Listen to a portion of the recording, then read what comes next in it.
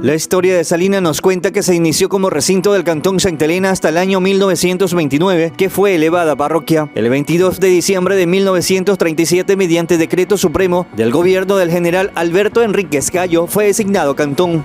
Una vez elevada cantón, influyó mucho en su desarrollo y crecimiento. Su nombre deriva de su fuente inagotable, la sal, que ha sido explotada e industrializada por años, y la explotación de petróleo en Anconcito generó que Salinas se encaminara al turismo nacional y luego a nivel internacional. Javier Tomalá, amante de la educación, ex concejal de Salinas, ex rector de la Universidad Peninsular, ex asambleísta por Santa Elena y activista político y social, nos da pista del duro trabajo de aquella época para que Salinas esté donde está. Muchas gracias por la entrevista. Mire, yo nací en el año 1950 y tengo uso de razón más o menos como para acordarme de la ciudad de Salinas, del cantón Salinas, más o menos desde el año 1961, 62, ¿no? Yo creo de que en ese tiempo, pues, nosotros nacimos en el barrio Salinas, atrás de la receptoría de sales. En ese tiempo lo que es toda la capitanía, a la derecha y a la izquierda, era la planta de refinamiento de sal. La gente traía de los pozos de sal que quedaban atrás, traía la sal en grano, había grandes canchones aquí al frente y ahí esa sal pasaba a la refinería que había.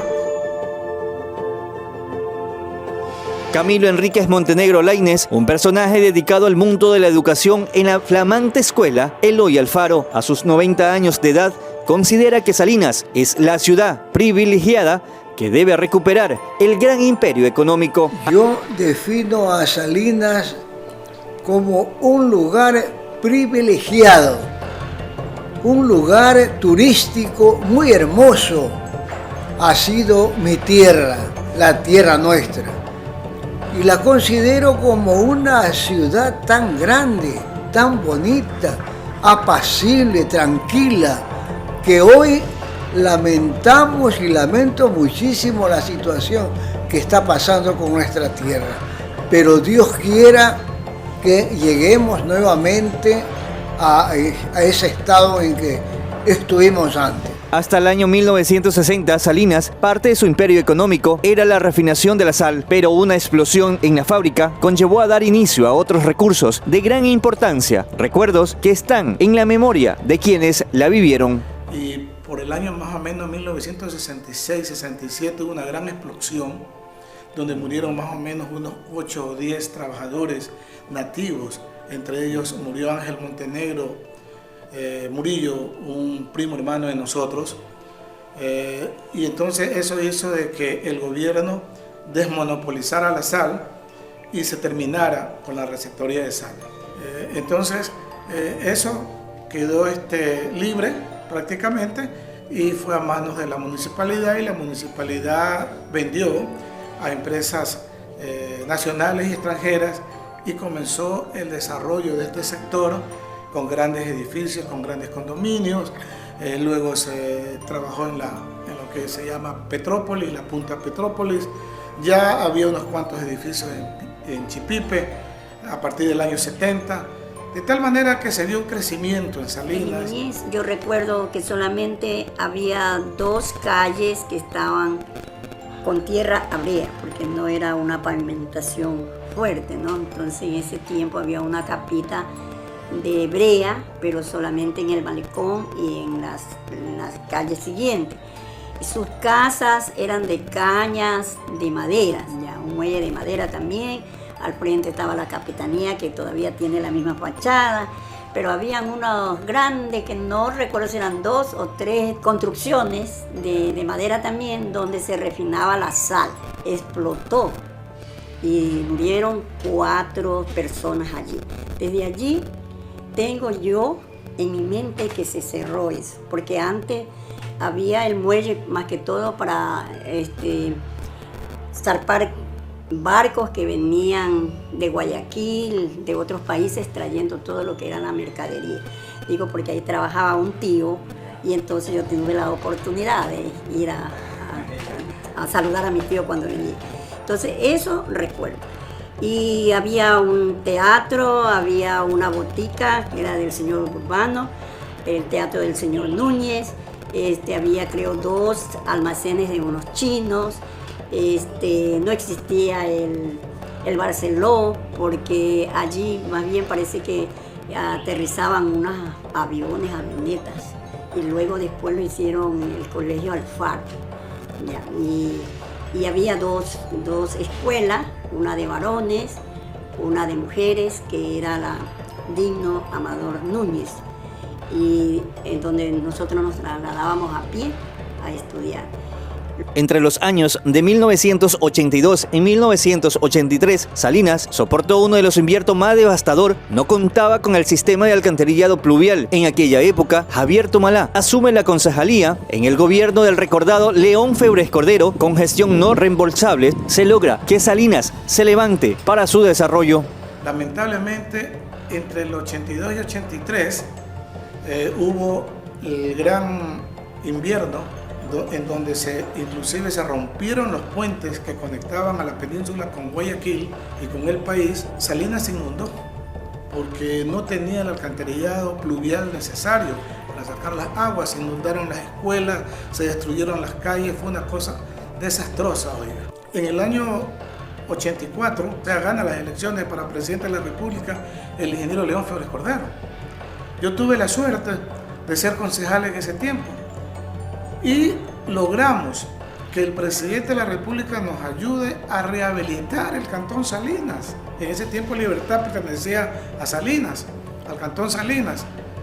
Se hizo un gran trabajo para construir el alcantarillado pluvial que faltaba para sacar las aguas lamentablemente al mar, hasta que se haga el segundo proyecto, que era para sacar las aguas a Mar Bravo. Se rehabilitaron todas las escuelas, porque todas las escuelas estaban pero destrozadas. Con León Febres Cordero logramos hacer el Palacio Municipal, y entonces Pancho Rodríguez, con ayuda del presidente, que en paz descanse, Jaime Roldós Aguilera, logró conseguir que el gobierno le dé una partida sin reembolso para hacer algunas obras. Eso fue entre el 80 y el 82. No le costaba nada. No le costaba nada. Y Pancho Rodríguez, que en paz descanse, presidente en ese tiempo, hizo el primer piso. Nosotros logramos, con el apoyo del presidente Febres Cordero, terminar esa casa municipal, que es como está ahora. En el año 1988, Luis Seyer Lascano gana la presidencia municipal. En aquella época, el sector privado inicia un proceso de construcción inmobiliario de gran nivel. Salinas se hizo después ya un balneario muy conocido, es decir, con el transcurso de los años fue cambiando. Ya estábamos antes como un lugar de pesca, se olvidó, porque Salinas siguió progresando. Mucha gente de Guayaquil, el encanto de ellos era este balneario, y ellos son los que dieron el impulso para que nuestra gente que vivía aquí en el centro de Salinas haya tenido que aprender sus casas, sus terrenos, para ir a vivir afuera, y dándole la oportunidad a la gente de dinero para que se ubique, como usted ve en el malecón de Salinas, los grandes edificios que lastimosamente están abandonados. Se creó o se construyó el primer edificio en el malecón de Salinas, era de 3 pisos, donde todos íbamos curiosamente a ver el edificio de 3 pisos, porque las casas eran bajitas de caña. Entonces todos nos íbamos caminando hasta Salinas a ver el edificio de 3 pisos, que prácticamente eso dio la oportunidad para que los millonarios, las personas que son de economía alta, entonces comenzaran a hacer sus villas frente al malecón. Antes ese edificio no existía. No existía. ¿En qué año más o menos? Más o menos fue como en el 60 al 65, por ahí se construyó el primer edificio. O sea, ahí ya viene la evolución. Sí, y ahí ya comienza. La construcción hotelera. Sí, pero primero fueron villas. Y después ya comenzaron ya a construir unos edificios más altitos, y ahí cuando ya vimos ya estamos hecho una belleza. Salinas coge una dinámica entre el doctor Luis Seyer Lascano como presidente gana las elecciones, fue el primer alcalde por elección popular, porque a partir del 88 ya no era como antes que los 7 concejales nombraban al presidente, y ahora el alcalde entraba nombrado por él, era elegido directamente por voto directo del pueblo, y ese fue Lucho Seyri. Lascano, el doctor, una excelente persona, un excelente administrador. Oiga, Salinas se fue arriba, se veía por donde quiera construcciones de condominios, edificios de 7, 8, 9 pisos. Se trabajó también bastante en completar el sistema de alcantarillado, la actualización del catastro. Le digo porque en ese tiempo nosotros creamos el Frente Cívico y ayudamos al doctor Seyri, por ejemplo, a conseguir en ese tiempo 700 millones de sucres para actualizar el catastro, porque era algo risible, ¿no? De que usted veía tantos edificios y no había ingresos por impuestos. Lo que pasa es que había edificios que habían sido catastrados y no estaban rindiendo ni un solo centavo en la municipalidad. Con esa actualización del catastro, pues Salinas pudo tener ya un mayor presupuesto para desarrollar sus obras, ¿no? Luego vino, me acuerdo tanto, el doctor Cadena. Al doctor Cadena le debemos la construcción del malecón que es ahora, mejor que el que está ahora, porque cuando el doctor Cadena inauguró el malecón de Salinas, no había un cable en el aire, todo era subterráneo. En el año 1996 asume la alcaldía la reconocida por sus ceviches de mariscos, la recordada lojanita Nelly Guerrero de Pereros, convirtiéndose hasta la actualidad, a pesar de su muerte, es la primera mujer en sentarse en el sillón de la municipalidad de Salinas. La difunta lojanita sí hizo una buena labor.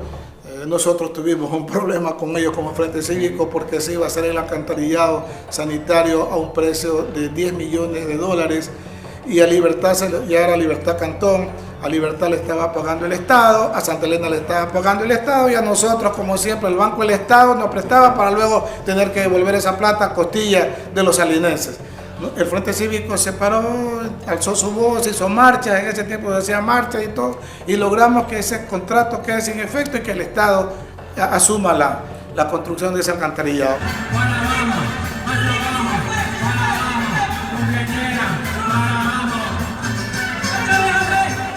Como hijo, ¿no? Como familias, que yo siempre tuve más contacto con ella soñaba en dar lo mejor de ella en agradecimiento a este pueblo que la acogió, porque ella es de la provincia de Loja. Ella vino a la península por la sequía que hubo el año 42, se vinieron mis abuelitos para acá. Ella vino muy niña, 6, 7 años creo, y se radicaron acá, ¿no? Por los problemas de la sequía y la guerra creo que hubo en ese año, en el sur de nuestro país.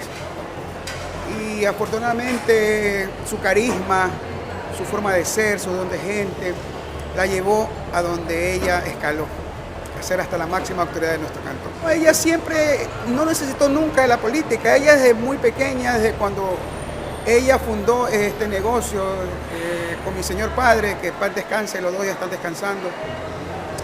Los dos incursionaron en el negocio y siempre ella, más que todo ella, fue una persona caritativa. No necesitaba meterse en la política para ayudar a la gente.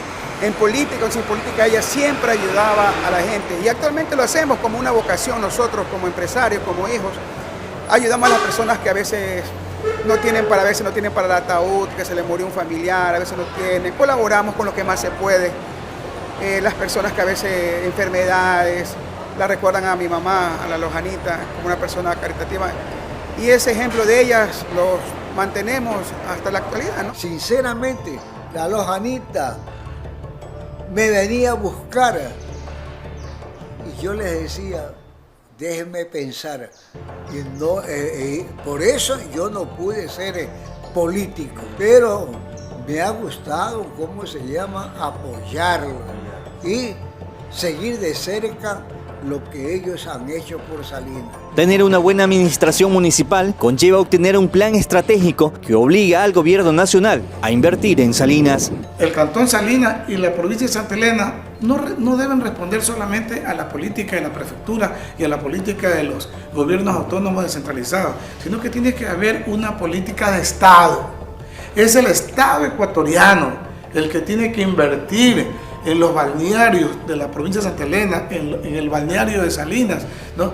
Salinas es el punto más sobresaliente del continente, mi querido Cristian. Su belleza natural, por ser en la saliente, por tener esta gran saliente, hay que aprovecharla. Veríamos de que seguir adelante y convertir en Salinas en algo mucho mejor de lo que está. Imagínense, hay que tener buenos gobernantes también, porque a veces depende de ellos, de que nosotros debemos de saber elegir para que de esa manera ellos se preocupen por realizar las horas necesarias, de que haya, si es posible, reuniones para de esa manera de tal cosa necesitamos, ¿no? En tal lugar y todo, y se vaya construyendo. Salinas, un imperio de riqueza, sus playas, su gastronomía, su infraestructura hotelera, su gente, siempre ha estado dispuesta a trabajar en el sector público o en el sector privado. Nelly Guerrero, Javier Tomalá, Enrique Montenegro, Laura Zambrano y muchos ciudadanos salinenses llevan en su sangre el antídoto de trabajo, esfuerzo, no solo en su vida personal y profesional, sino en el desarrollo del cantón, capital turística del país y un atractivo preferido a nivel internacional. ¡Viva Salinas en sus 87 años de cantonización! Y esperemos que con estas festividades que vienen de nuestra cantonización venga la gente nacional e internacional a disfrutar de nuestras lindas playas, nuestras lindas atracciones que tenemos y lo más especial, nuestra gastronomía que tenemos aquí en el Cantón Salinas, y vengan y disfruten como todos los años. En uno de los balnearios más visitados, más importantes de Sudamérica. ¿Y eso qué va a pasar? ¿Qué va a pasar con eso? Genera, en primer lugar, imagen al Ecuador, ¿no es verdad? Ingresos de divisas. Es que no solamente es para Salinas, Salinas es un espejo para todo el país, definitivamente.